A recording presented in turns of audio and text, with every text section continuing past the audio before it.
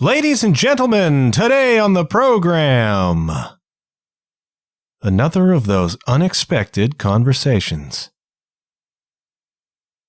That's been the way of it, hasn't it? I bring somebody on the show who's got an inspiring story to tell or some wisdom to share, and we expect an interesting conversation to follow, but it always goes to places that we just didn't see coming. And it goes deeper, and it goes more meaningful, and it becomes more profound than we might have guessed. So it is today with my guest, Katie McClelland, yogi and public speaker. Now, I invited Katie on the show because I follow her on Instagram, and I know that she does all kinds of motivational talks about getting your life together and changing your habits and changing your thoughts. And I expected us to talk about that, and I expected us to talk about her history with drug addiction. What I didn't expect was for her to be quite as candid as she was about her history with drugs, specifically crystal meth, about how insidious addiction can be and how it affected her life, how it isolated her, how it ruined her relationships, how it made her do things that were not in her better nature. Katie was very, very open about that, and I really appreciate it.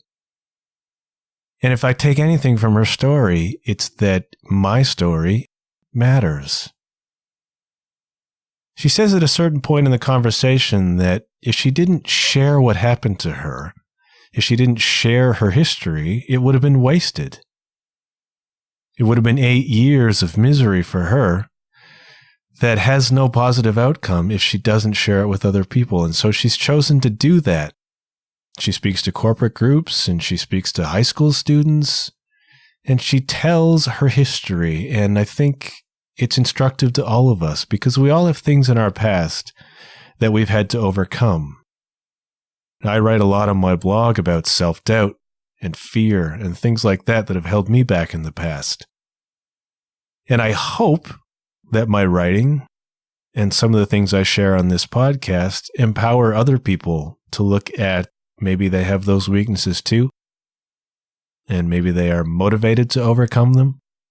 And hopefully me sharing that stuff inspires you to be able to tackle those things in your own life. I know that Katie has certainly inspired a lot of people not just to take up yoga as a way of improving their mental health, but to talk about the things in their past that have been a problem, that they've learned to navigate, that they've come through the other side of, as a way of helping people to do that too. So I really appreciate Katie opening up in the way that she did. Now, there's a revelation at the end of this thing that I did not see coming, and maybe in retrospect I should have. Nah, probably not. But it's a mind-blowing thing. And like so many other mind-blowing things, it was revealed via discussion of pizza. Because pizza sees all, friends. Pizza knows all. Listen to the pizza. Our discussion of pizza brought up something so amazing and so incredible and so karmic to me, so synchronistic, and, just kind of fun, that I continue to marvel at it and laugh about it now. But you'll have to get to the end if you want to hear what that is. Now, I'm genuinely going to keep this introduction short because I feel as though the episodes are getting maybe a bit long. And if you think they're getting a bit long, or maybe you want them longer, drop me a line and tell me.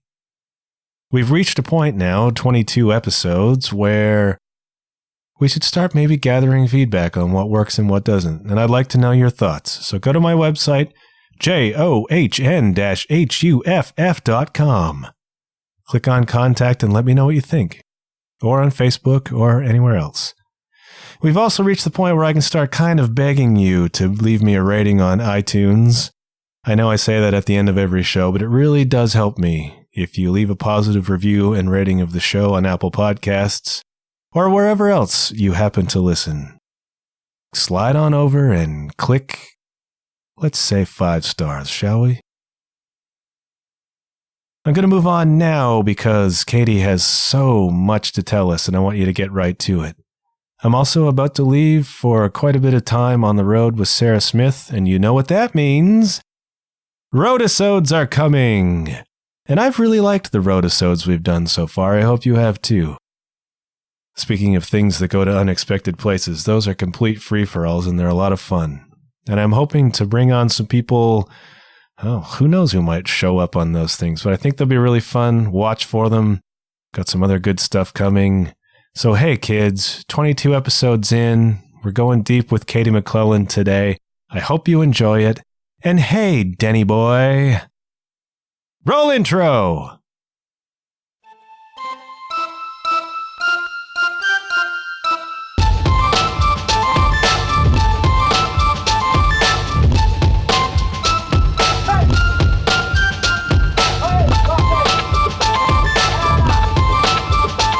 Hello, you're listening to the John Huff Podcast.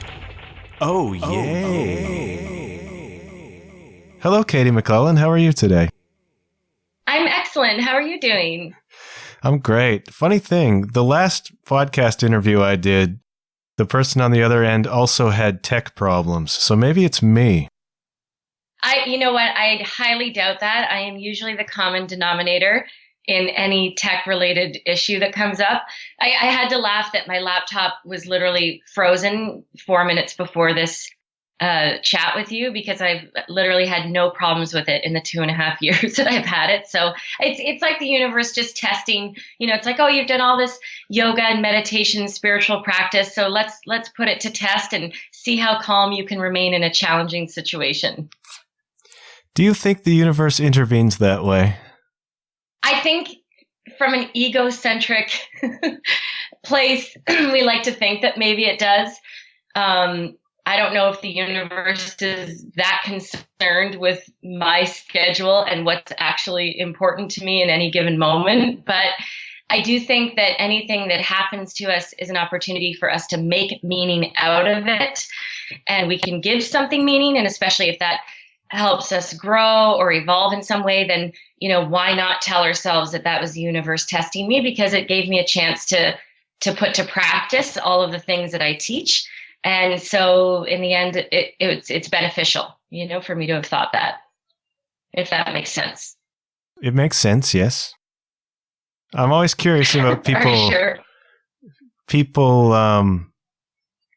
I don't know. People have interesting ideas about how energy works, how attraction works.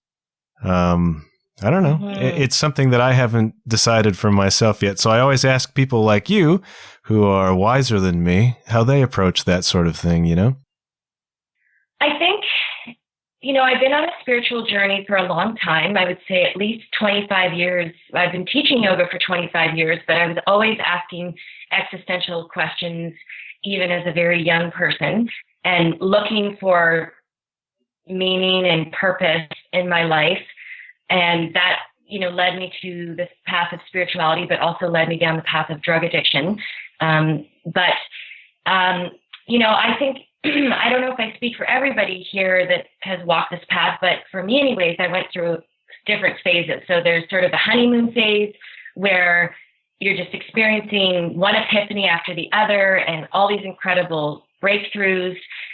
And, you know, anybody that's watched the movie The Secret about how to manifest things in their life. And so maybe we go through a little bit of a period of really, really buying into that magic, you know. And then what happens is maybe sometimes we're not able to manifest the things that we put our heart and soul into, or, you know, we try to show up in our lives in a really different way, but we find the people that we're in relationships with aren't reacting in a way that we hope that they would, or they're not changing as well. And so we start to experience disappointments. And then that can sometimes lead to a place of jadedness. You know, like I definitely spent several years feeling quite let down by the spiritual path and feeling really jaded by it all. And almost like these spiritual teachings, you know, I felt like I'd been lied to. And also when I saw that teachers who I held up to a really high standard, who were preaching these kinds of things, were actually doing really hypocritical things behind closed doors and not being transparent about their behavior. And then I've come through that phase, and now I'm in a really, really wonderful place where, I don't know, I walk this path with so much lightness and so much humor and so much joy. And I really feel like it's all a mystery, and we are able to manifest some things and other things we aren't able to. And I try to accept my life path as it unfolds in front of me. And based on whatever's in front of me, I try to really learn the lessons that are there and to also accept the gifts that are being given to me and to just trust, and to smile and to just carry on this, this amazing life. But it is a mystery, I think. How much has yoga taught you to simply be in the moment? Well, I laugh about it because certainly in many ways, yoga has allowed me to experience this idea of presence. And probably the most tangible way this has manifested in me is the ability to truly be in my body and to be able to sense where every single square inch of my body is in any given moment. This idea of proprioception. BKS Iyengar, a master yoga teacher, said that true awareness is like having an eye in every pore of your skin. Whoa. Yeah. So you're like looking out at the world, from your big toe or from the back of your knee or, from your upper arm. And I used to not understand this concept, but the more I practiced asana and breath work and observation of the self, I really feel I embody this now. And I feel so lucky to move through my life really in my body and being able to listen to the messages that my body has for me. But in terms of being present in an enlightened kind of way, I don't know how much it has given me. I've always been a very impatient person. And in a written piece that I did a few years ago, I joked that, yoga practice has increased the length of time I stop at a stop sign in my car from 0.6 seconds, to 0.8 seconds. I mean, it's not that impressive. But at least I'm aware. I think the yoga practice has made me really aware of myself, really aware of my patterns, aware of my flaws, aware of my gifts. Yoga is really a path to self-knowledge. So I've read up on you a little bit. And I know that yoga's always been a part of your life, right? It has been. I like to think that I was born certified to teach because my mom did her teacher training when she was pregnant with me.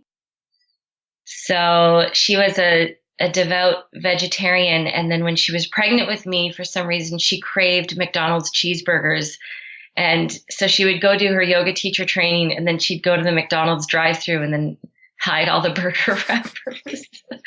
So she was already like, I think about this because I've sort of lived a very dual pathway with my spirituality and then with my drug addiction. And just, so I feel like even in utero, that was already starting to show itself. Just this kind of struggle between these two polarities. But yeah, she did that when she was pregnant with me. And so she's been a certified teacher my whole life. And then I was drawn to yoga as a young teen, watching my mom practice. Can we talk a bit about your experience with drug addiction? Absolutely. I mean, it's a huge part of my story and my history, and a part of my life that I've worked really hard to dismantle any shame around those years. And I feel like every time I talk about it, the shame and the self-loathing and the regret, it's healed a little bit more. I don't know if it will ever completely be gone, but I feel like every time I tell my story, it fades a little bit more. Yeah. So how did this happen for you? What was the story there? Well, it's something I've examined at length in therapy, and I did have a few. I mean, we all have traumas that we go through in varying degrees, and I guess it depends on your perception of the trauma that you go through. I had an extremely loving family. My family's intact. Parents have been married 57 years.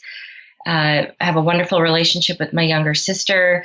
Grew up in an upper middle class home in a great city and had everything, and But definitely started to really struggle with feelings of low self-worth and depression and anxiety around age 11 or 12, like a lot of kids do when they go through puberty. I'd had a couple of incidences when I was a very young person, some sexual abuse with a babysitter. And I know that definitely planted a seed of shame in me. Because I think addiction a lot of the time is a result of inner shame, Anyways, again, this is all stuff that I've looked at length and tried to figure out, why did I become an addict? It doesn't even run in my family at all. Like, I'm literally the only person. But even as a young person, my mom once said, Katie, go get the children's Tylenol. And I guess I was old enough to read the instructions and to take the medication myself. And she saw me pour 8 of them into my hand and take them all. And she said, Katie, why would you do such a thing? And I said, well, the bottle said to take 1 or 2, so I thought 8 would be better. Which is, again, the mentality, a classic mentality of an addict. So an addict, somebody who doesn't have an addictive personality might think, oh, you know what, a half a glass of wine or a glass of wine makes me feel relaxed. And an addict thinks, well, if half a glass makes me feel relaxed, then I wonder what a 26er, how good that would feel. So anyways, when I was a young person going through puberty and experiencing these feelings of depression and anxiety and not really having a name for what I was feeling, but just knowing I felt really uncomfortable in my own skin, also not feeling accepted by my peers at all, felt very lonely going into high school and this sort of thing. So I found a group of people that did accept me, and these were the people that were doing drugs. And I started experimenting with drugs, kind of had a textbook descent into addiction. It was weed and hash and then psychedelics and then the harder drugs, getting into the rave scene, again, surrounded by people that I felt accepted me. And that's such a good feeling. It's, you're going to emulate or mimic what people are doing around you if these are the people that make you feel seen and celebrated and loved. So certainly I had some fun years, doing these drugs and everything. It wasn't all darkness. But at the age of 18, I found the drug that really sunk its claws into me. In the world of addiction, this would be called the drug of choice for the addict. And for me, that was crystal meth, which is an amphetamine and is a really toxic mix of cold medication and keyboard cleaner and nail polish remover. And it's amazing how a mix of these toxic chemicals, to me, felt like I had found the missing piece of my soul. That's how whole and complete this drug made me feel. And so I began an 8-year toxic, destructive romance with this drug, and really went down far with it. Oh yeah, meth will do that to you if you let it, right? Well, and it's not even whether you'll let it, right? I mean, I don't know if I truly had any ability to stop what was happening. I thought that I was impervious to addiction because I thought that I could outsmart addiction. And I saw other people go down that road, and I always thought, well, that's not me. That will never be me. I have more self-control than that. I have a good family. I have a good support system. I have special gifts that I know my destiny is to share these gifts with the world. There's no way I'm going to end up in a gutter, dying of an overdose. That's not my destiny. And so again, kind of an arrogant way of thinking, really, egocentric way of thinking, because addiction really doesn't discriminate. And what I found with myself was I would set certain bars for myself. So, okay, I'll do the drug on the weekends, but I'll never do it on a weeknight. But Sunday would bleed into Monday, and Saturday would start early on Friday. So it's like, okay, well, I'll never do it during the daytime. Okay, but then I'd be so burnt out from staying up all, for 4 days, I would need a little bump, Tuesday morning to keep me going, to keep me functioning. Okay, well, I'll never do it alone. Okay, well, I'll never smoke it. well, and it just the bar kept getting lower and lower and lower. And then eventually you've just crossed every, moral standard that you've ever set for yourself. But at that point, you're so hopelessly addicted and your self-worth is so low at this point that you don't even care that you're crossing these lines anymore. What does your life look like when you're really in the throes of this addiction? For a lot of people, and including myself, so as an amphetamine, this drug gave me a lot of beautiful gifts when I first started using it. It gave me an abundant amount of energy. I lost weight. My eyes were incredibly sparkly and I looked very vibrant, and I was talkative and I was confident and I had all this creativity flowing through me, and I felt social and I felt tuned into life. And all of that is a lie, because what it eventually does to you is it strips all of that away and you become agoraphobic, which means you're too paranoid and anxious to even leave your apartment or your house. You become antisocial. You can't make eye contact with anybody. I was extremely thin. I was extremely shaky. I had sores all over my face because the drug starts to come out of your system that way. Some addicts that are so far into it, this is a nasty detail, but they actually will take the sores and they will put them into the pipe and smoke the actual sores because there's crystal meth in them. I know. I knew people that did this. And so, it strips away everything that it originally gives you. And so for me, my world got very small. I lived in Vancouver for 5 years during this time, during my worst years of addiction. And I never saw the ocean. In 5 years, I lived 3 blocks from the ocean and I never walked down to the beach.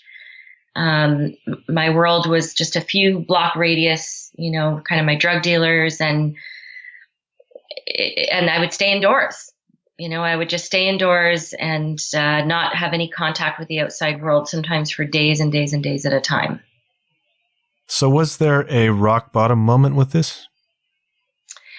Yeah, for me, my rock bottom was I alienated all my friends and my family, and I stole a lot of money actually from my closest friend, who ironically is here visiting from Vancouver right now. So we've been best friends since grade 6 and we're still best friends.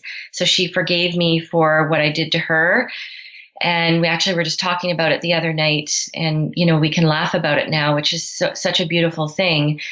But I was basically very isolated, and my boyfriend and I at the time had broken up. I had nowhere to live. So my friend at the time let me sleep on the floor of her empty apartment. Her and her boyfriend had moved somewhere else and the apartment was vacant. So I slept on the floor of this apartment, and I just had me and my drugs. And so I had no furniture. I had no cell phone. I had no contact with the outside world. I just had this big bag of crystal meth, and I had a jar of icing, of cake icing. And every day I would eat a spoonful or 2 of this icing. And that was the only sustenance I had for a week or 2. And I just remember the isolation and the loneliness and the hopelessness. And it was at that time that the same best friend of mine, who's visiting me now, contacted my family, told them what was going on with me, and they did an intervention, and I flew back home and went to rehab. So you responded well to the intervention. What did that look like? I actually had to have a couple interventions over the years. So I'm sort of simplifying the story. And that's actually, for the listeners out there, something I really want them to understand is that what I hesitated on sharing my story because it wasn't a neat and tidy package that I could tie up and say, I was a meth addict. Then I found yoga. Yoga healed me. Now I'm 100% sober and I share yoga with the world. Done. That is not my story. I was a meth addicted yoga teacher who tried many, many times to quit. And failed many, many times. And, the first time that I had an intervention, my mom came out, stayed with me for a month, and I managed to manipulate her the entire time and continue with my drug use. And she left thinking that I was in a better place. And really, I had just managed to pull the wool over her eyes because I wasn't ready to give up my addiction yet. But in the end, I did come home. I went to Homewood. I was so tired at that point. I'd been addicted to this drug for 8 years. And I just thought, my God, I'm not dying from an overdose here. So does this mean my life is going to look like this for the next 10, 20, 30, 40 years? I'm exhausted. I can't do this. And I brought the drugs on the airplane. I smoked them in the airplane bathroom the entire way. Wow. Because I was so addicted. But I was ready to just give, to surrender at that point. My parents went away on a trip. So I stayed at their house with my sister for 2 weeks. And those 2 weeks are a blur because I went through a horrible detox. And I just remember her leaving me food outside of my bedroom door and, checking on me every now and then. But it was full on, it's like the worst flu you've ever had kind of thing. And of course, intense cravings, right? Because the only thing that will make you feel better is just a little bit of that drug, right? So I got through the detox. Then I went to an outpatient program at Homewood because the wait for a bed was 10 months.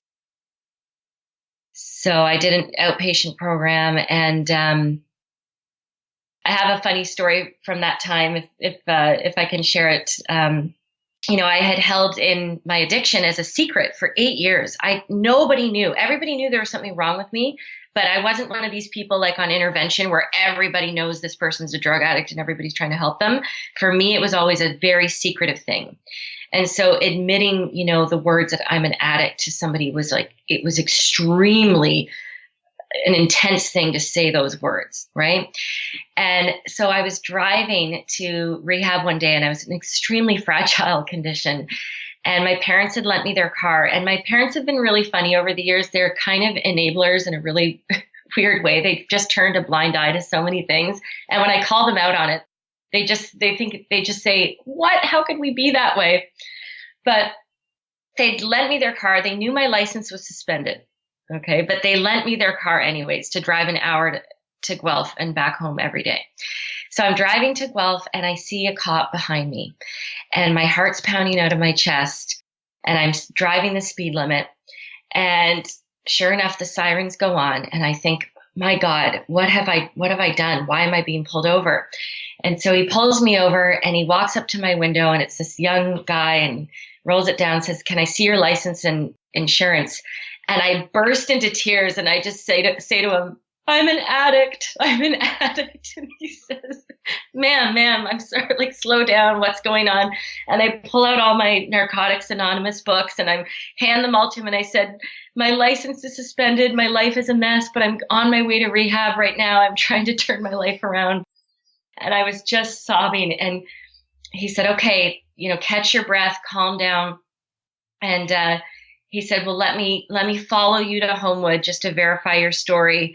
And so he did. And so I'm coming into rehab and there's the cop with the silent, sirens behind me. And everybody, 200 people came out of Homewood to see what's going on. They think I've been arrested or something. And I get out of the car and I dramatically, run over to my counselor's arms and I'm sobbing. And the police officer comes over and says, take good care of her and I'm going to let this go. And he said, but you need to get a ride to rehab from now on. You can't drive a car with a suspended license. So he let me go. But it turned out the reason he pulled me over was because my parents' sticker was expired. Your parents. It's all their fault. Everything. Everything. And so you managed to stay clean. How have you managed to do that? Well, I didn't. I did a year of sobriety and I did 90 meetings in 90 days. After rehab, I actually went through a period that was just as difficult as my darkest days as an addict because the chemistry of my brain was so messed up that I had a complete inability to feel joy or to feel any sense of motivation towards my life. And not to mention, I had all the shame and regret from the years of being an addict now, right?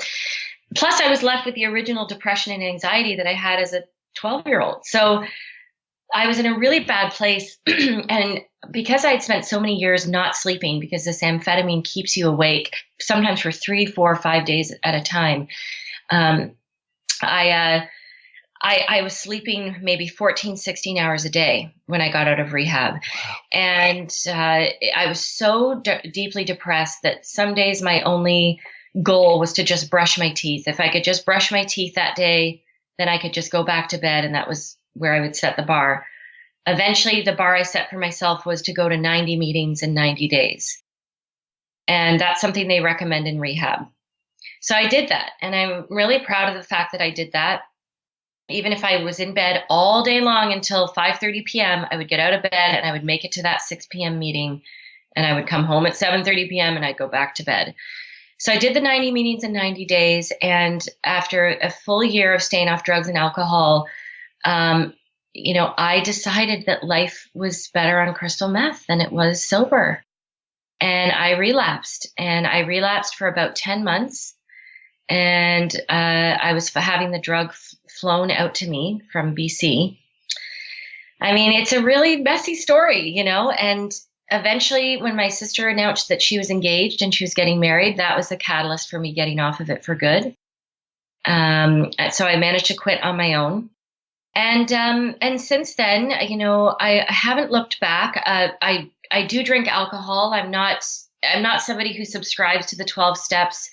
I'm not part of that type of recovery program, but I feel really good about where I'm at in my life and the choices that I make.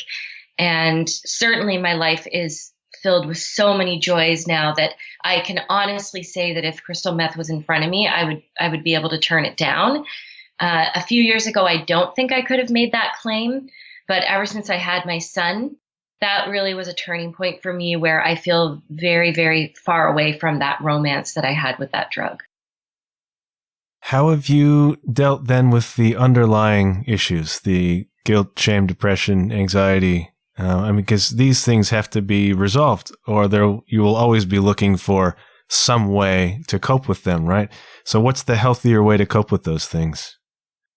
I've done so much work on myself. I've been on antidepressants as well. I found some medications have worked. I went through a really frustrating period of time trying out different antidepressants. You got to be on them for 3 or 4 months and dealing with the side effects and the placebo, trying to figure out, is this working for me? Is it not? And then, trying a new one. It can be a very frustrating and tiring process. But I did find one that worked for me. It was called Wellbutrin, and it actually activates it's a dopamine activator in your brain, which is similar to crystal meth. Then I came off Wellbutrin after 6 years. But now I've been on Ritalin for the last 4 years. And they say that a lot of people that are addicted to amphetamines are actually undiagnosed ADD people. Because when somebody with ADD takes an amphetamine, they actually feel better. They feel more solid and grounded. Whereas somebody who doesn't have ADD will try an amphetamine and go, God, this is awful. I feel horrible on this. Why would anybody ever want to take this? So I think that's really interesting. So I'm not against pharmaceuticals at all. I obviously think that there's a big shadow side to that industry and that they are definitely overused and misused. But in addition to that, I've created a life mentorship course. It's an online course called Exalted Life, and it deals with 10 realms of one's existence. And these are the 10 realms that I had to examine and understand and nourish in order to get to a place where I really fell in love with my life and myself and was able to create the kind of life that I wanted for myself and to really heal the low self-worth and the shame that I was carrying with me. And so the 10 realms the first one is radical self-love. So it's all practical tools on how to actually like yourself and love yourself and support yourself. Number 2 is deep reprogramming of your thoughts. So it's all about how to reroute your thinking, which is you have to be very committed to that practice because thinking positively is not something that is inherent. it's something we have to work at, maybe that's something you've experienced as well. It's most of us are not born just positive thinkers. We're actually designed to go to the negative as like a survival mechanism. So that, and then 3 is all about creating your vibe. So how to, we get people to write recipes for how to create the state that they want to find themselves in. So how do you leave your house a 10 out of 10 in the morning? If I'm doing a podcast or giving a talk, what are the ingredients I need leading up to that moment that will make sure I'm in the best possible place when I'm giving that presentation? So it's really being intentional about how to control your moods, and how you react to the world around you. And then number 4 is building your tribe. So who you surround yourself with and how important that is. So it goes on from there. So these are all areas that I pay attention to every day in my life that have gotten me to where I am now. That's all really, really important stuff. It's interesting because when you land on your website, there's a lovely photo of you, and then there's a big question, ready to wake up, ? Right? Yeah. Talk to me about waking up. I think waking up is really just waking up to the reality that your life as it is in this moment is something worth embracing and celebrating. I see so many people rejecting themselves and rejecting their circumstances and complaining about themselves and complaining about their life all the time. And there's no way to grow or evolve from that place in any sort of sustainable way. An example I would give is, somebody who's overweight and wants to lose weight. If they hate themselves and they think of themselves as disgusting and they need to fix themselves, then they might be able to white knuckle their way through a diet for a short period of time. But as soon as they're able, to use food as a way to self-medicate away that self-loathing again, they will go right back to that, And the work is in learning to love yourself even when you are heavy, or to love yourself even when you're a chain smoker and you hate smoking, or to love yourself even when you can't leave the abusive relationship you're in and you keep repeating the same destructive patterns, or to love yourself even when you're a meth addict. So, my big epiphany for this, that for me, this is probably my most powerful story that I share with people. It was definitely one of my most powerful moments in my life, was when I was stuck in my worst days of addiction, and I had lied to everybody, and I'd stolen, and I had had sex for drugs, and I had compromised myself in every possible way.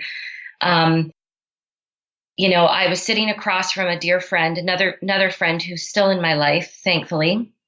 She actually married me and my husband 4 years ago. And I was ready to tell someone in my life that was sober, she was my yoga student, that I was an addict. And I sat across from her and I could feel myself shaking and crying and the hives, breaking out on my neck and face because what I was about to tell her was so intense for me. And I said, Suzanne, all these years you've thought of me as a yogi and a healer, when that's not true. I'm a huge fraud. I'm actually a drug addict, and I'm a liar, and I'm a fraud, and all of these things. And I was crying, and she took my hands and she said, Katie, look at me. And I looked up at her, and she had this really peaceful smile on her face. And she said, don't you understand, sweetie? She said, you have it all wrong. She said, the drug addict you is the fraudulent you, and the yogi and the healer is the real you. Wow. And she said, you've had it flipped around. And I still get chills when I tell that story, because in that moment, it was like there was a glimmer of possibility, just a glimmer of hope that maybe there was some lightness in me. There was some good. And if I could learn to just extend a hand of compassion towards myself, the addict, and say, Katie, you're just trying to cope with life and with yourself the best way you know how. And right now that happens to be by smoking crack, but just to be soft with yourself and to give yourself that forgiveness, and then to really start to nurture and nourish that inherent light and goodness that's in all of us. That's what I teach people to do. And that's what I mean by waking up. So on a practical level, if you're a person who's struggling with self-esteem or purpose or loving yourself, what do you recommend to them? Where do they begin? Well, my 4 practical tools that you can start right away. Number 1 is to simply stop giving a voice to your negative self-talk. So, and I find this especially with women, the self-deprecating talk is constant with women. We're always putting ourselves down, and it's epidemic and it's poisonous. And I truly believe that, your thoughts are powerful, but when you actually give a voice to those thoughts, you've now increased the potency to that energy. You had asked me early on in this conversation, my thoughts on energy and this and that. And I feel like once you start saying words out loud, you're moving yourself closer to that as your reality, right? So if you're saying you're fat, stupid, ugly, awkward, a loser, this is who you'll be, right? So that's the number 1 thing, is stop speaking negatively about yourself, which is a really tough practice for most people. And you kind of have to ask the people around you to hold you accountable and to not join in when everyone else is doing it. Number 2, get really real about what your gifts are and what your flaws are, and really own and embrace all of them. So I find what people do is when you get complimented on one of your gifts. So say, Katie, you're a really great yoga teacher. Oh, really? I thought that class was terrible.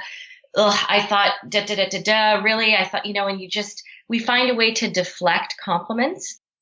But then when someone says, Katie, I don't feel like you're being a very good listener to me, I would say, what? That's not true at all. I've been listening to every word that you were saying. So we get defensive when we're called out on our flaws. But then when we're complimented on our gifts, we deflect. And I feel, you know what I mean? People, we grew up being taught this kind of humility as a virtue, right? Exactly. And it's a strange kind of humility, because then we don't take responsibility for our weaknesses and our flaws. So I feel like if we can get to a place where we say, you know what? Enough people have told me that I'm a really great public speaker, and I'm a great storyteller, and I'm a great yoga teacher. I'm going to stop denying that, and I'm just going to own it and say, you know what? Thank you. I agree. I am good at those things. And you can ask people in your life to help you figure out what your gifts are. And one clue is whatever comes easily to you is most likely your gift. And you probably won't see it as your gift because you think, well, what's the big deal? Anyone can do what I'm doing. Anyone can toss ingredients into a frying pan and whip up an amazing stir fry. Or anyone can, go and sell a car to this person. Like, what's the big deal? I just point out the positive attributes of this vehicle. It's like, no, you have a gift for sales, or you have a gift for cooking. So what comes easily to you doesn't come easily to most of the population. And that's where your gifts are. And then with our flaws, these are things that we're going to carry with us for our entire lives. I've come to the conclusion that you never get rid of your flaws. Wow. Because we're human, right? So you have a certain set of flaws, certain cards that you were dealt in this lifetime for whatever reason. But your job is to manage those flaws so that they cause the least amount of harm to yourself and to others as you move through your life. And maybe if you have enough self-awareness, you can teach other people how to deal with their flaws as well. Exactly. And it's so empowering to be able to do that and say, you know what? I don't mind being called out on my flaws now. I appreciate it because I want people to point out to me my blind spots. I want people to point out to me, where do I need to be more aware? Where do I need to be more mindful? Where's my growing edge? People tend to be too egoic to accept that criticism. I have been in the past for sure. And yet not egoic enough to accept a compliment. So it's so interesting how we minimize, but we also, it's like So I like to flip that, and I feel like that's helpful on the journey towards self-love. And then my other two tips, and this one comes with a little story. It's all about recognizing that your life is a story or a narrative that you are writing, and that you collect evidence every day to support a particular narrative. And the narrative feels true because it is true. It's one version of the truth. And I illustrate this with a story where I was out of rehab and off drugs, and my sister and I decided to do an online dating profile for me. And so we wrote out this dating, this description of me that said a 26-year-old athletic blonde, loves yoga, pizza connoisseur, loves to travel, and is a funny storyteller. And then we thought, wouldn't it be funny to write out another dating ad that said 26-year-old recovering meth addict, struggles with depression and anxiety, living in her parents' house, sleeping in the bedroom that she grew up in, and was recently diagnosed with sleep apnea and sleeps with a hose on her face. And it's like, well, both descriptions of me are true, right? But which one do I want to focus on, and which one do I want to feed? That's up to me. Right. Do you still have sleep apnea? What's funny is, because we were trying to figure out, because one reason I was drawn to amphetamines was because I was so chronically exhausted my entire life. I was diagnosed with, I had like walking pneumonia when I was 12. And then there was some questions whether I had like the Epstein-Barr virus and this kind of thing. And so we were trying to figure out why I was so tired all the time. So I was diagnosed. Turns out the fellow that diagnosed me ended up having his medical license revoked because his family were making the sleep apnea machines in Egypt. So it was a huge conflict of interest. So he was diagnosing people, and then and I bought one of his machines. But long story short, I slept with this thing on my face for several years. And then when I met my husband, the first night my husband to be slept over at my place, like after date one. Not that you needed that information, but inquiring minds want to know. Yeah, exactly. He got up in the middle of the night to use the bathroom, and he kicked the machine by accident and broke it. And I never used it since. So. The reason I ask is because I'm a freelance writer, among other things. And so I've just completed a website for a surgeon who specializes in sleep apnea and sleep-related surgeries. So I feel as though I'm some sort of an expert now on sleep apnea. I thought I could diagnose your issue, maybe. Oh, right. Yes. Well, who knows? This same doctor diagnosed me with narcolepsy, and believe it or not, knowing my drug history put me on an amphetamine. Wow. Yeah, put me on a stimulant. So that seems negligent. I agree. But then again, the Ritalin that I'm on is also sort of a milder form of what I was doing. So maybe there was some justification for it, but my hope is that they have certainly improved the design of those sleep apnea machines, because it was awful. Like I looked like, like a creature from under the sea. Like they don't look comfortable. No, I mean, if anything, how can that thing improve your sleep, right? Well, I don't know.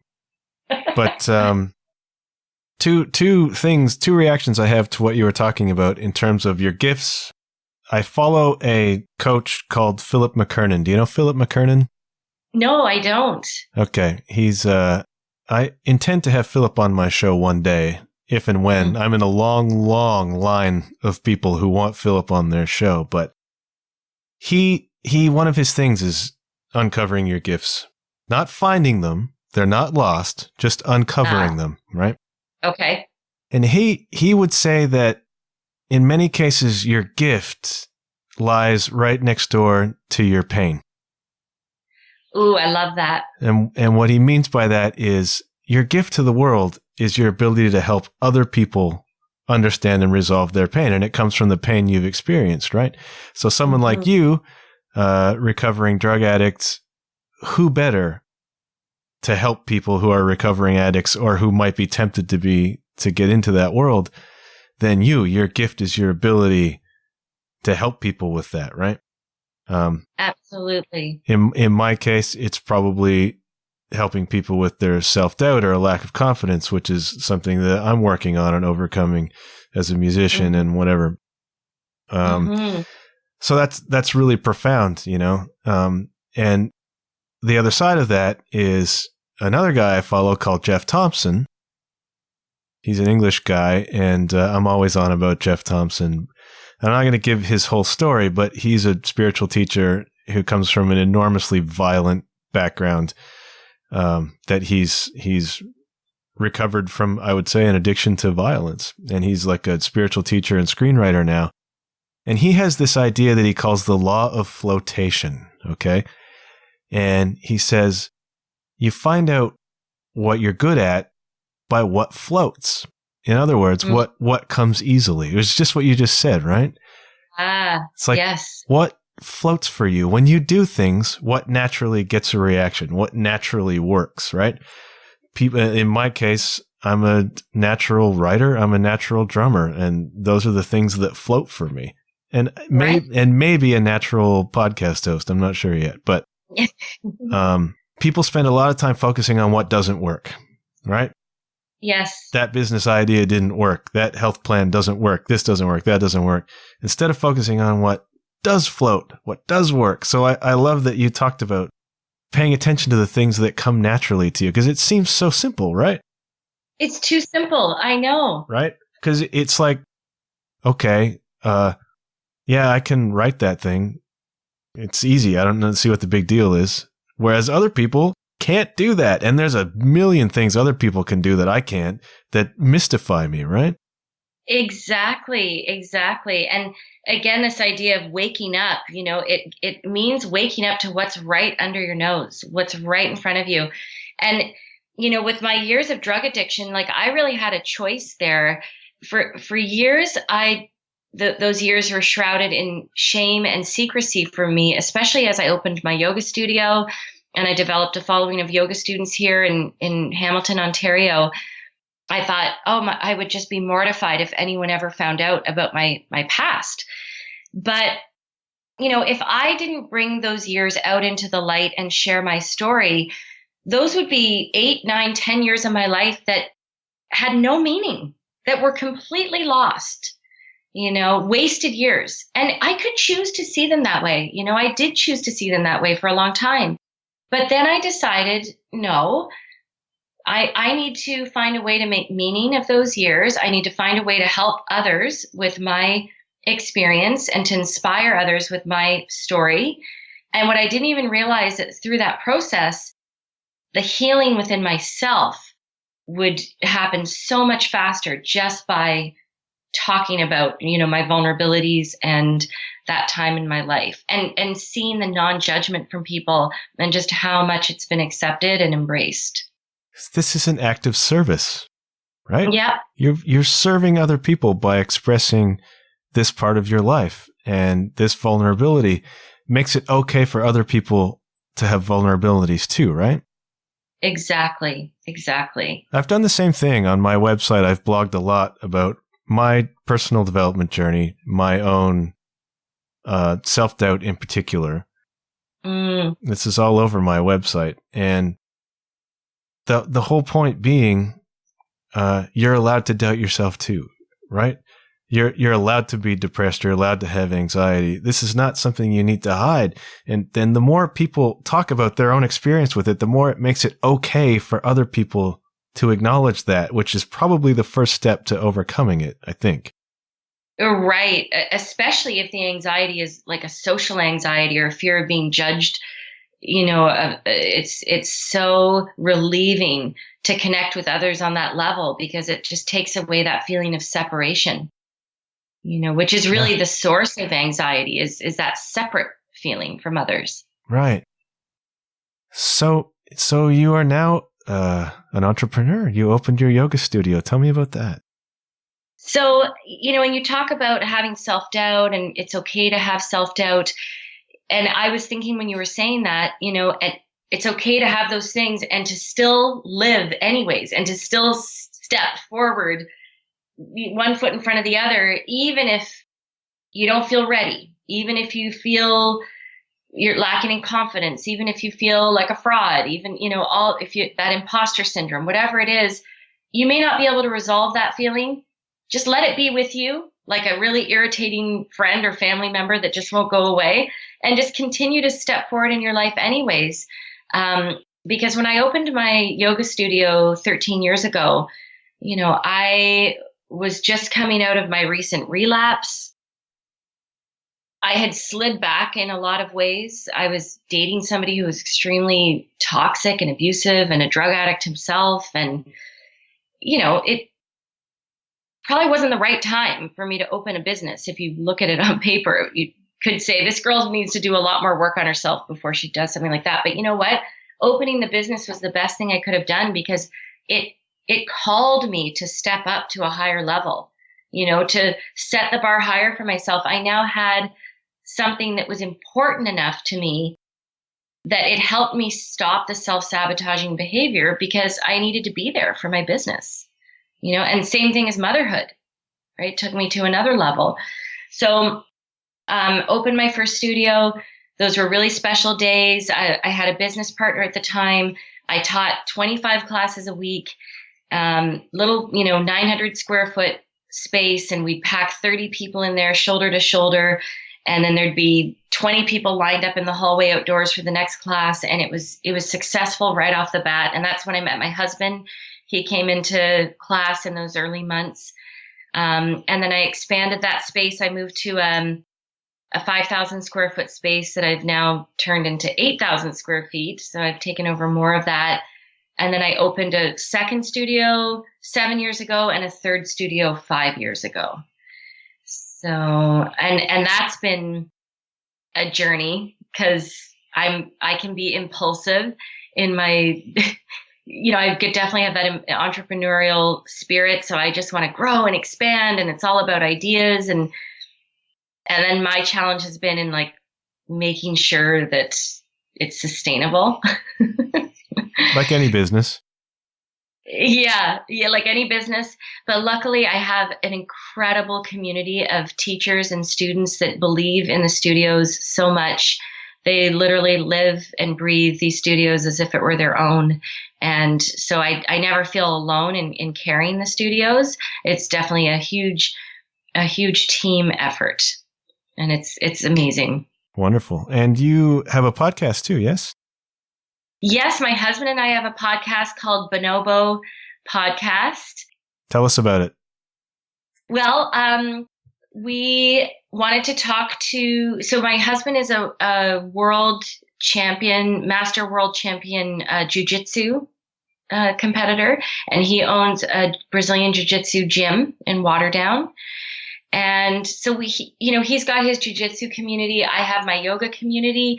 But we thought it would be really neat to have conversations with people outside of the yoga and jiu-jitsu community and expose these people to our communities, and also just broaden everybody's viewpoints in terms of what does success look like to different people? What does spirituality look like to different people? Different people's stories. I'm sure that's, you get to experience that with your podcast. You just hear such interesting stories from different walks of life. But what I have found with the podcast is that the greatest benefit that's come out of it is that it feels like a really amazing, intimate date with my husband. Oh, wow. And the reason for this is because it's uninterrupted conversation with no distractions at all. And we're both on our best behavior because there's other people listening. So, we don't yawn and look at our phones and say, oh, this food's taking too long. Why don't we just get takeout and go home?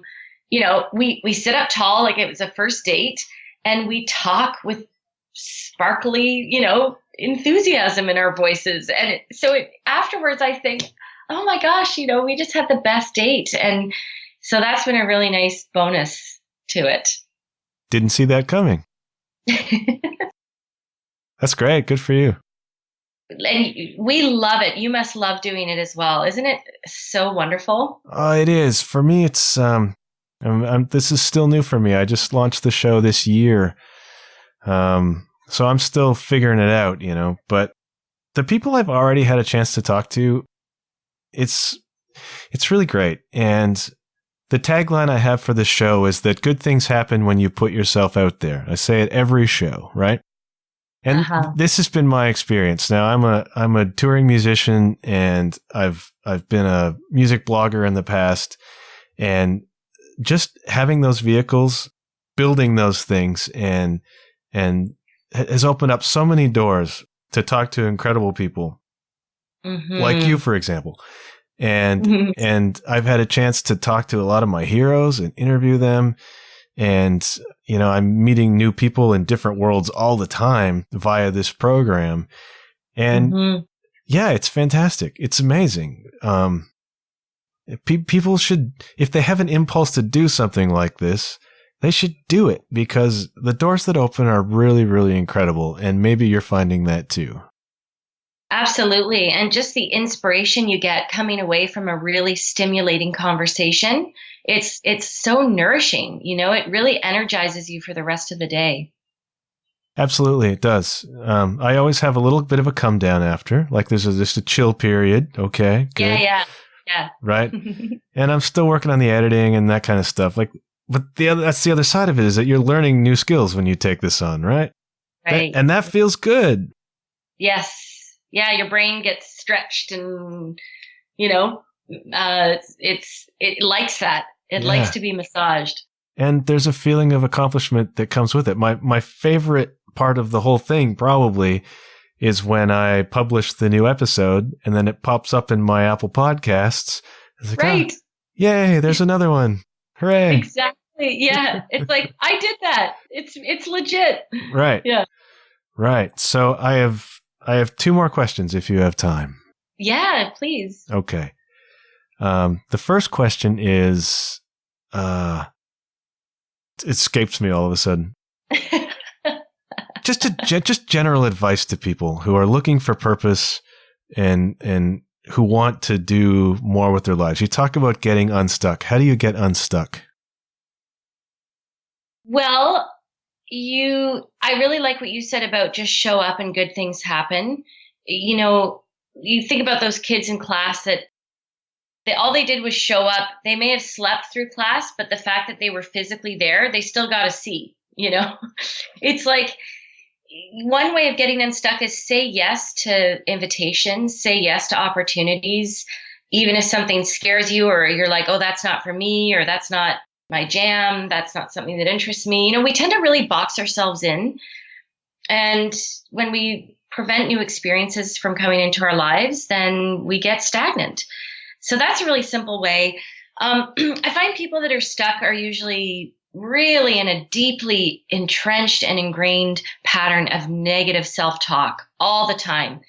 And the way to dig your way out of that, you've got to be really diligent and dedicated to it because those neural pathways are so set that to change your thinking around initially can literally feel like putting the brakes on to a freight train, that's barreling down a certain direction, and you've got to screech, and you hear the metal screeching and the resistance, and you've got to turn that train around, and it takes all this effort. But once you start to get it going in the other direction, it starts to eventually pick up momentum and become easier. And some ways you can do this is right away when you wake up in the morning, write down the initial thoughts that you're having. I know for years when I woke up in the morning, the first thought that came to me before I even opened my eyes was a feeling of dread. And how on earth could I expect myself to ever have an amazing day if that's my initial feeling, It's like, Mom, just put me back in the womb. That's really what we're trying to create when we put the covers over ourselves, we darken our bedroom, and we turn into the fetal position. We're literally trying to go back into the womb and hide from life. So when you wake up in the morning, you need to recognize what's that initial feeling you're having, what are those initial thoughts that you're having, and first shine a light of awareness on them, and then write down thoughts that you want to replace them with. And it will feel contrived. It won't feel authentic or real. That's okay. You have to start. It's a practice. You have to start somewhere. And, a neat thing you can do is also figure out what questions are you asking yourself. So we tend to say things like, why do I have to go in early for work today? Why does it have to be raining out? Why is there construction on the highways? It's so irritating. Why? Why am I out of my favorite breakfast cereal?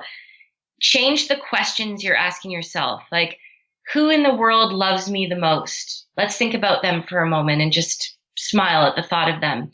What's something I can do today to put a smile on someone else's face? What's something I can do for myself today that would be in the line of self-care? How can I brighten up my morning? So change the questions that you're asking, and that will expand your world. And then I find in the afternoon, when we all tend to go into a slump, that sort of post-lunch crash that we all have, that's when the negative talk can get really intense again, or the apathy, the laziness. Again, write down what you're thinking and choose different thoughts. And then lastly, before you go to bed at night, do a quick gratitude journal, but make it about really specific things that day. So it's like, yeah, we already know you're grateful for your husband, your wife, your child, your health. It can be hard to connect to the gratitude of those bigger life things, right?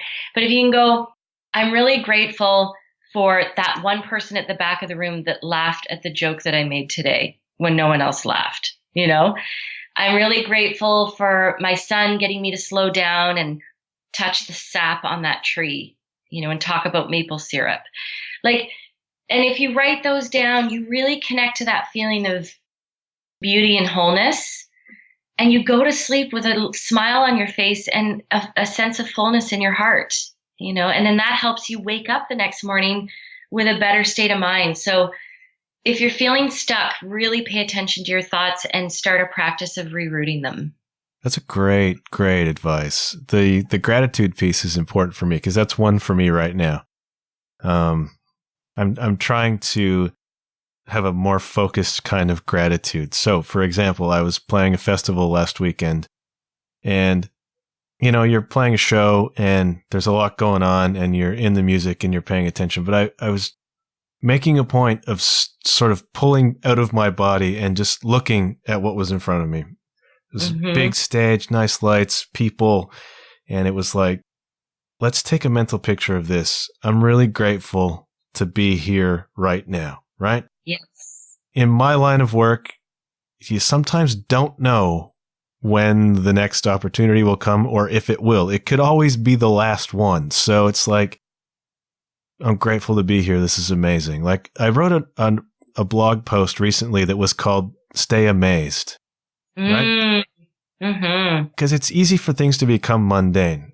You play enough shows, it's just another show. You do enough recording, it's just another studio session. Don't do that. Remember a time when this was incredible, that you were doing this. Stay amazed. I think it's important, and gratitude is part of that. Man, I'm grateful to be having this conversation. I'm very lucky. And once you start to, that goes into thinking more positively about life in general. And I feel like there's a momentum in that because you get lighter. You do. And another piece of gratitude I find that's really important is this piece of appreciation. So I call that gratitude in action. And a writing that I did once was, I was talking about how I was sitting in the soft glow of my yoga studio at the end of a class one night, and there was a smell of essential oils, and I had just moved and breathed and sweated for an hour. And I thought about my husband, and I had so much gratitude for him in that moment. And then I drove home, and the minute I walked in the door, I was so nasty to him. Not nasty, but you didn't bring the garbage bins in from the front lawn. I told you to pick up compost bags. Why didn't you? And, and I've got a pain in my neck, and then, just all the grumpy shittiness.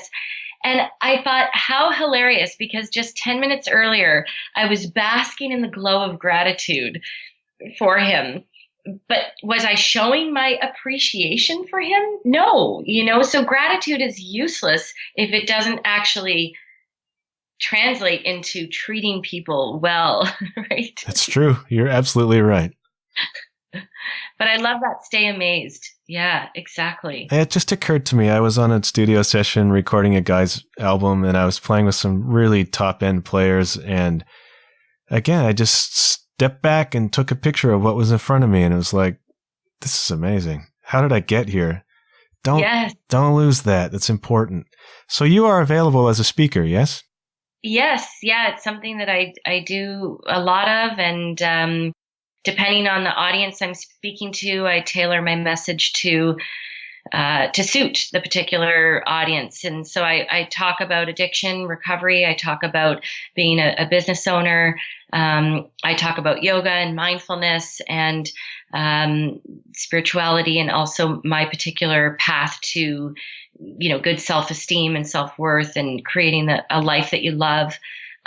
So probably my most enjoyable gig recently, I do speak at a lot of high schools, which is extremely fulfilling, and just the kids coming up to me after and the things that they say and the ways it impacts them is really meaningful.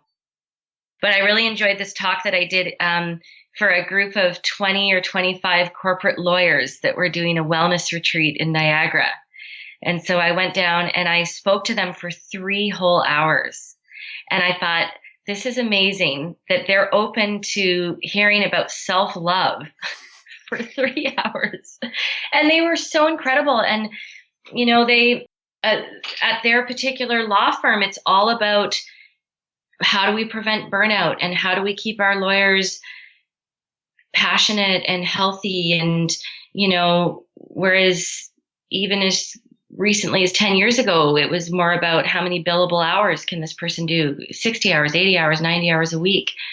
So that was cool to be exposed to that level of like corporate, corporate law, and for them to embrace a yogi like myself to come in and talk about self-love and self-care. That's great. That's the beginning. We're going to fix these lawyers. Yeah. Yeah. I have a lot of friends who are lawyers. They need a lot of help. Yeah, I know. Well, they push themselves so hard, right? And anyone in that type of corporate setting, it can be pretty, like, your self-care is the bottom priority, right? Yeah, they tend to be driven sorts of people. Yes. Who maybe don't often put their own needs first. So good for you. So I asked that question just so that everybody who's listening knows that Katie is available. If you have a corporate event, if you have a group event, here is a wonderful speaker with a bunch of great messages. So hire her, okay? I've got so many more stories to tell. But I told a few of my favorites today, and I always love relaying them because, I think our responsibility in life is to share the impactful moments of our life in whatever way we can. And, for me, it's through speaking and through writing, but these stories have like universal truths, universal messages that are underlying. And we need to be reminded of these truths all the time. And we need to remind others of these truths, just to stay connected to each other and to stay connected to our own self-worth and to really be able to celebrate this life that we've been given. So I always appreciate the opportunity to do so. So I thank you. Well, thank you. This has been wonderful. So I have one more question. It's very important. Okay. Okay. In your opinion, as a pizza connoisseur, what is the best pizza in Hamilton? I was hoping you were going to ask me about pizza. Yes. Okay. I do take this question very seriously. Good. My favorite pizza pretty much anywhere is at a restaurant called Seven Enoteca in Oakville. It's honestly, it's my husband and I prefer to go there over any restaurant in Toronto, and we're huge foodies. So 7 Enoteca, it's at Trafalgar and Lakeshore. Best pizza.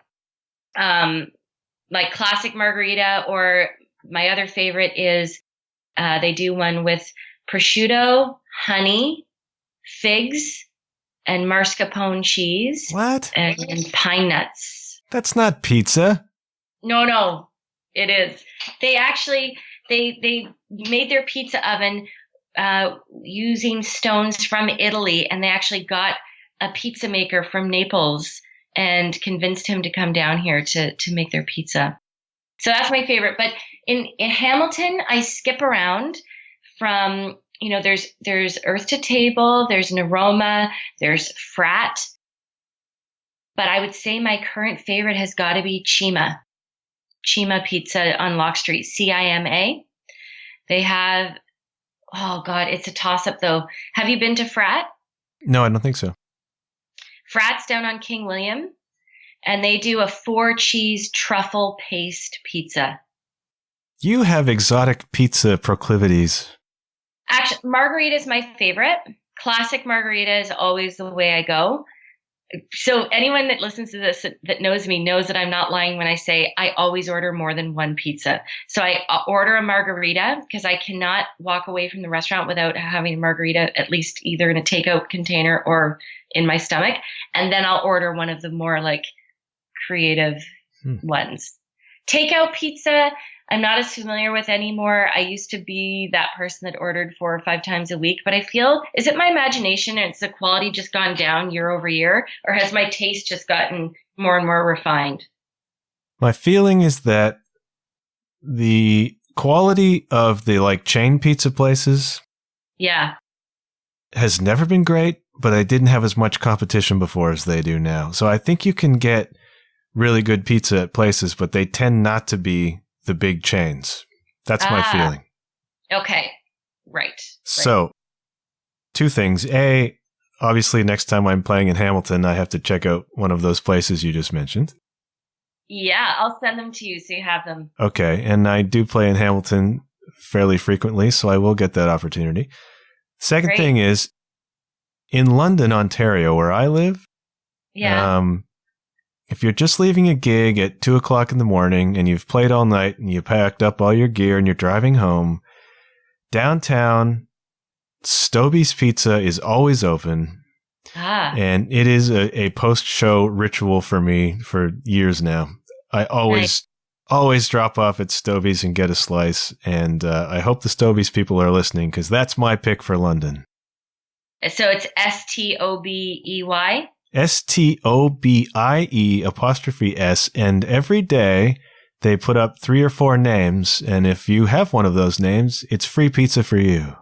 Oh my God, I love that. I've not seen John yet, Stobie's. Come on. So let's wake up, gang.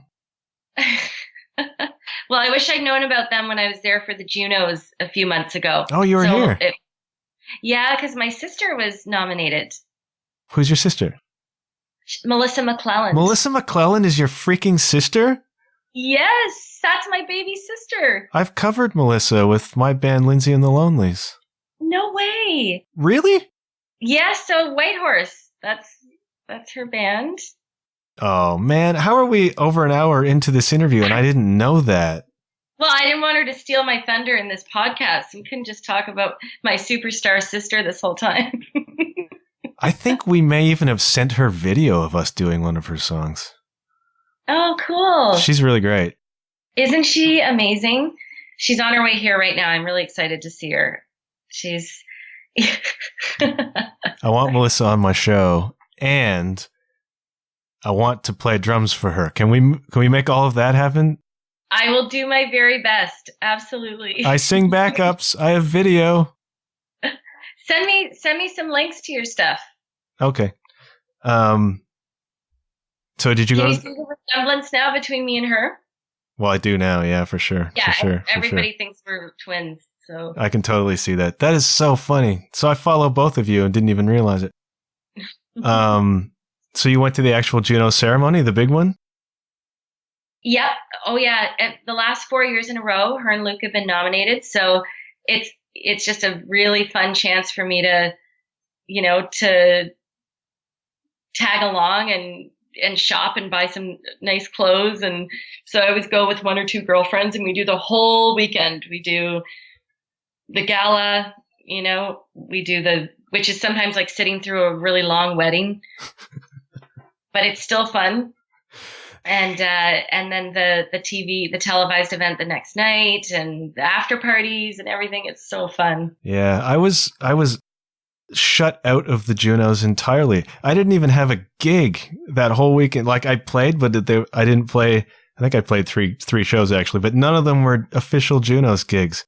Aw, come on. That doesn't seem right. And then, well, the tickets to the ceremony were kind of prohibitive price wise, but they were, yeah. But, so the one thing I regret is that Bahamas played at the ceremony.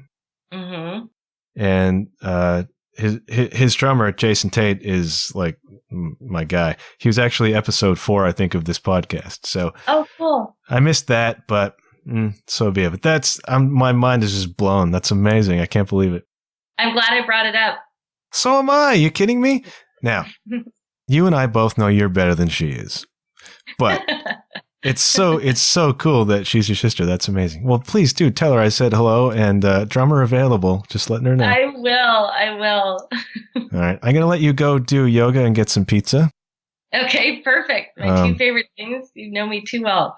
That's there. I've actually started a gentle yoga practice. Doesn't it feel great? It's getting to. I do a very simple 14-minute YouTube thing. That's great. Baby steps. I spent my whole life in the gym, so flexibility is a problem. And now I got all the aches and pains. Like I'm in my 40s. It's all catching up to me now. So it's like, okay, yoga is a good idea for me. So I've begun. So there you go. Don't push too hard. Be really gentle with yourself. And certainly the time on the mat is uncomfortable, but it's how you feel afterwards, right? Yeah. That makes it really worth it. Well, I'm doing my best. So I want to thank you so much for being here and for being so candid. I really, really appreciate that. Thank you. Thank you so much for the opportunity. And it was so nice chatting with you. I really enjoyed it. And you, and perhaps we'll have you back on again someday. Sounds good. I'd love it. All right. Good luck with everything. All right. Namaste. Namaste. Talk to you soon. Bye-bye. Bye.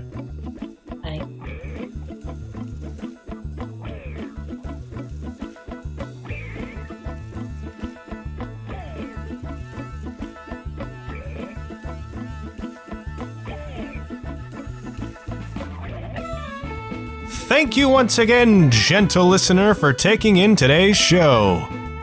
And thank you to Katie for being such an inspirational guest. If you want to know more about Katie and the rest of my guests, go to www.john-huff.com. That's JOHN-HUFF.com. You can also find the show on Facebook at The John Huff Podcast. You can find me as well on Instagram at JW_Huff. If you're an Apple Podcast, as I said in the introduction, please do me a big favor and leave a rating and review of the show, preferably a positive one. That's all the time we have for today, but I'll be back very soon. Until then, keep your wits about you, and remember, good things happen when you put yourself out there. Bye for now.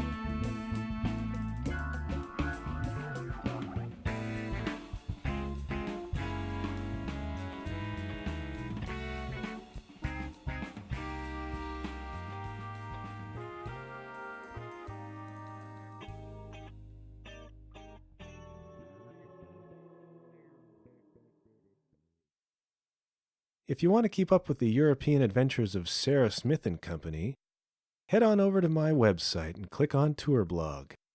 Updated every day along the way.